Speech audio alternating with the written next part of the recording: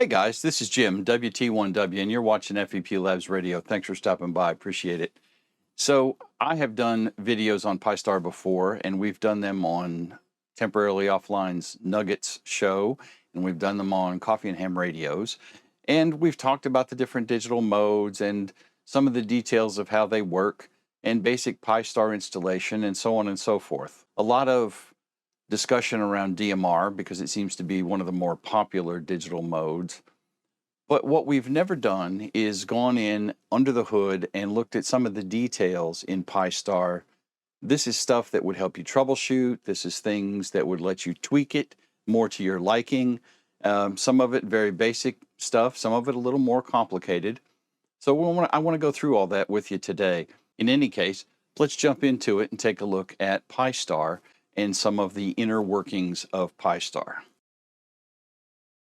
So the first thing with Pi-Star, and I've seen this happen numerous times with people, either talking about it as a comment on a video or in our Toads Discord, and there's a link for the Toads Discord beneath in the description. One of the biggest things with Pi-Star is Raspberry Pis, whether it's a Pi Zero or a Pi 4, doesn't matter, any of the Raspberry Pi machines all run initially off of an SD card. You don't need a very big SD card, but you need one that works. And generally, Pi-Star does not do a lot of writing to the SD card, so it's not generally a problem, but there's a limited number of writes on SD cards. So over time, that SD card can actually degrade and start to get flaky. One of the biggest things that causes Pi-Star systems to break or crash or not even boot is a bad SD card. So something to keep in mind. You don't need a big one, but you need SD cards that are decent ones and not the cheapest ones you find on Amazon. I use SanDisk generally because I wait till they're on sale and then I buy a 3-pack of them. Number one, keep an eye on your SD card. If you start having problems with Pi-Star, it's time to reburn the image and reinstall Pi-Star. So the next thing I want to mention is here's, of course, let me point to the main screen over here, and you can see we have our main dashboard. This shows us any activity that's going on. This shows us the status of what modes we have enabled and if they're working, so on and so forth, what frequencies we're on, and any specific information to whatever digital mode you may be using. We've all seen this screen 100 times before, but let's get into the guts. So one thing to note is up here, in the upper right corner, that shows us the dashboard version number and the Pi-Star version number. So those are things that give you some information that you may need to use later, and there's a good place to remember where it is. So I'm going to click admin and we're going to pop over there. Now, one note, I'm running the default Pi-Star dashboard. Tio and I have done a video or two on the upgraded W0CHP dashboard. We're not going to talk about that dashboard. It has all the same things in it, but it's not in the same place. This is the default Pi-Star dashboard here that we're looking at, and that's the one we're going to talk about in this video. So on this screen, we've got a little more information than we had on our main dashboard. We've got hardware information up here, our host name, what OS kernel we're running, what hardware we're running on, our CPU load, and very important to keep an eye on is the CPU temperature. Raspberry Pi 4s, for example, can run a little hot. As long as this is green, everything's okay. If this turns to red, you need to think about a cooling option for your Raspberry Pi. This shows us what applications are running, what services in the background. We're not going to get into those today. There are many of them. But what we also have here is more detailed information about the digital mode we're using. This particular hotspot is on DMR, and I'm connected to the Brandmeister network. But these things that I'm going to show you carry over to any other digital mode, whether it's D-Star, Fusion, NXDN, P25. They all work very similar on this screen. So here, this shows what connections we have that we're active with. And I am connected to the Brandmeister master and the talk groups I have connected and so on and so forth. And here, I can change talk groups. I can drop talk groups. I can drop a specific QSO. If you got somebody on a hotspot that's talking and won't be quiet so you can change your Pi-Star, you can click this and terminate the connection. Depending on what mode, it may say link or unlink. That works in all of the digital modes, same kind of deal. These are some Brandmeister DMR specific things here. On this screen, we also have other options up here on the main menu. Of course, we're in admin. We have live logs. Live logs is an advanced debugging facility. I can actually look at the Pi-Star's logs as things happen. It may not help you directly, but it may point you to some information to figure out what your problem may be if you're having connection problems. We have power options. We can go here and we can reboot our Pi-Star. We can turn it off. We can go back here and we have other options as in update. This update updates the Pi-Star host files and the Pi-Star binaries, the actual programs that run Pi-Star. So this kind of information is what we've got in the admin page. All right, the next thing we want to jump over to is the configuration. So we're going to click config. Now I've already logged into this particular Pi-Star. If I hadn't, it would throw up a login banner and I'd have to put in my user ID and password. By default, Pi-Star, the login is pi-star and the password is raspberry. On this screen, we have a lot more detail. A lot of this I'm not going to cover in this video because it's been covered in other videos. And I'll have a link to my Pi-Star playlist in this video toward the end, so you can go refer to any of those videos if you have questions about some of this detail. But like the admin page, this gives us information about the CPU temperature, what kind of hardware we're running on, so on and so forth. The key here is some of the other things you have on this page. We have backup and restore. And I believe I've mentioned this before in another video. Here you can download your current configuration. Pi-Star will download all the relevant files into a zip file and save it to your local computer. That way, if you have to reset your Pi-Star or reburn a new SD card, that file will be saved and you can get a default Pi-Star install set up. I'm here to restore configuration and everything is back like it was before. On this screen, we also have factory reset, zaps everything back to our default settings, and we're not going to fool with that. It does what it says. But the juice I want to look at here is expert. So when we go into expert mode, we get a whole bunch of different options. But I want to go into a little bit more detail about one of them, and that is MMDVM host. So if we go to this option, we have a lot of general setup information, but the option in here, and if you set up your Pi-Star and it's worked at all, you don't need to fool with much on this page. If you're having problems with your Pi-Star and it doesn't seem like it wants to reliably connect, or it's trying to connect and you have a very high bit error rate, things like that, that's probably because you need to adjust these two settings. This is RX offset and TX offset, and what that is the difference in frequency between your radio, your digital radio, and the radio in the Pi-Star itself. At times, those frequencies are not exactly lined up, and you need to give an offset to get everything in sync. Typically, what you see is a RX offset that you have to set on the Pi. You can set that here. That's a digital value, either a negative number or a positive number, and this is something you have to play with if you don't have an idea what it's supposed to be. Some Pi-Star boards, some MMDVM boards, which is what goes on the Raspberry Pi to make it work, will have documentation either on the board or in the box that it comes in that says set the RX offset to X. And if you've got that, set your RX offset to that and you're probably golden. If you're having problems, this is somewhere you can look. And this can be a positive or negative whole number. I generally, if I have to tinker with this on one, I will go in increments of 25 on the positive side and see if anything's getting any better. And if that doesn't work, then I'll start going in increments of minus 25 on the other side and find the issue that way. TX offset, you don't generally have to fool with. I don't believe I've ever messed with it. It does the same thing. It's just the difference in transmit on the Pi-Star. Generally, RX offset is going to be your problem. The other things we're going to look at are over here in tools. We're going to look at the CSS tool. The CSS tool lets you change colors. That's what it does. And you can change backgrounds, you can change text, you can change banner colors.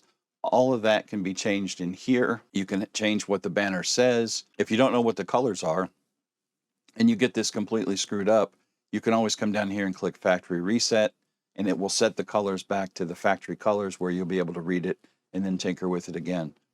If you don't know how to set colors this way, and I don't remember these numbers, you can go online and look for a CSS color editor tool, and there are some that will let you drag your mouse cursor to the color you want and then tell you the actual text value.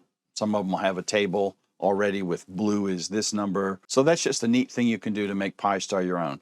I personally hate the default colors in Pi-Star.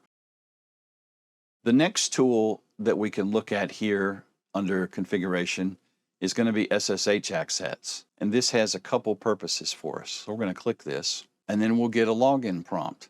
Again, the login is pi-star, and the default password is raspberry.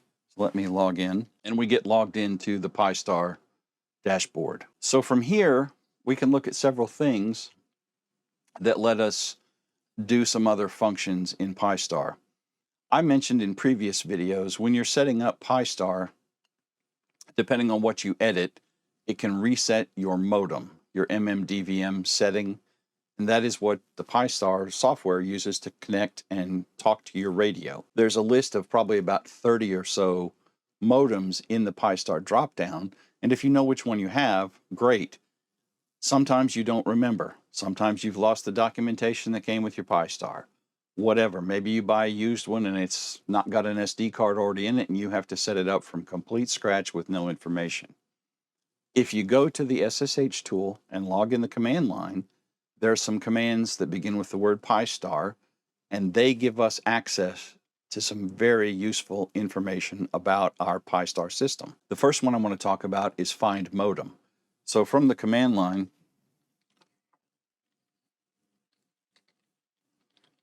find modem. This command will tell me I need to be root to run the command because we're on a Linux machine. So we're going to say sudo, or sudo, depending on how you want to say it, pi-star-find modem, and it's going to go out and it's going to tell me exactly what kind of modem I have on this machine. So if I have to reset this, I have a DVMega, GPIO, yada, yada, yada, yada. And that's going to be on that list. If Pi-Star can detect it, it's going to be on that list. There's other things you can do from the command line, but this is the one you're going to have to mess with most of the time. Not all the time, just occasionally, if that modem selection gets reset. If you don't remember the exact command, there's a way to find out what they are. In Linux, in this version of Linux, if you type the beginning of a word and then start hitting tab, the system will show you all the commands that begin with that character or characters. So I know that all the Pi-Star commands are Pi-Star, but maybe I don't remember how to spell modem, or I don't remember what the command is to find the modem. So I can come to the command line and type Pi-Star, hit tab twice, and then I get a list of all the Pi-Star commands. And these are all commands that I can run from the command line with a sudo. A lot of these run automatically in the background. You will never manually run these. These are services that start up if you change digital modes. You go from, say, DMR to P25 or something, it's going to run the P25 service. So a lot of these you don't have to ever tinker with. But the ones that are important are, as we've said, find modem. And if you want to update your MMDVM hat that is on your Raspberry Pi, you have to do it from the command line. You need find modem because you need to figure out which MMDVM hat you have, and then from there you can run the appropriate command to flash your hat. And the commands to flash the hats are basically anything that is MMDVM HS hat, and then you can see down here at the bottom we have a bunch of them. HS hat downgrade, HS hat flash, flash custom. Up here we have MMDVM HS hat reset, MMDVM RPT hat flash, NanoDV hat flash. So those are all the commands, and those are specific to whatever modem you have. So again, if we do our find modem command, and don't forget you have to do sudo in front of all these, it's going to tell me I have a DVMega. So I know I want to do a flash Pi-Star What's that command? I don't remember. Let's tab and find out. And there's all our MMDVM HS hat commands. Now, there are not specific commands for every modem. Some commands will process multiple modems because even though it may be slightly different hardware, it uses the same firmware. So this is where you would upgrade the firmware on your MMDVM hat. Generally, you don't need to fool with this. If you have a specific problem, if you change SD cards, if you've messed with TX and RX offset and you still can't get your Pi-Star working, maybe reflash the firmware. There's multiple ways to find out what you have. Find modem is where you start. And then we can tell it, let's do HS hat flash. And it tells me I need to be root because I have to do my sudo again. You can also arrow up to edit your previous command. And this will tell me that this is used to flash your HS hat modem. You'll need to pass it the name of your modem and choose from the list below. And so it gives us a list of technical details on modems that this particular program can flash. And it goes out to the internet and downloads the firmware for your particular modem. This is how you would figure out which one to flash. And it tells you down here, if you have a zoom spot, you need to use the Pi-Star zoom spot flash. If you have a Nano, use this one. If you have one of these devices, use that one. And I have a DV Mega, so I would have to find the one that will work for DV Mega. You may need to do a little research on your own to figure this out.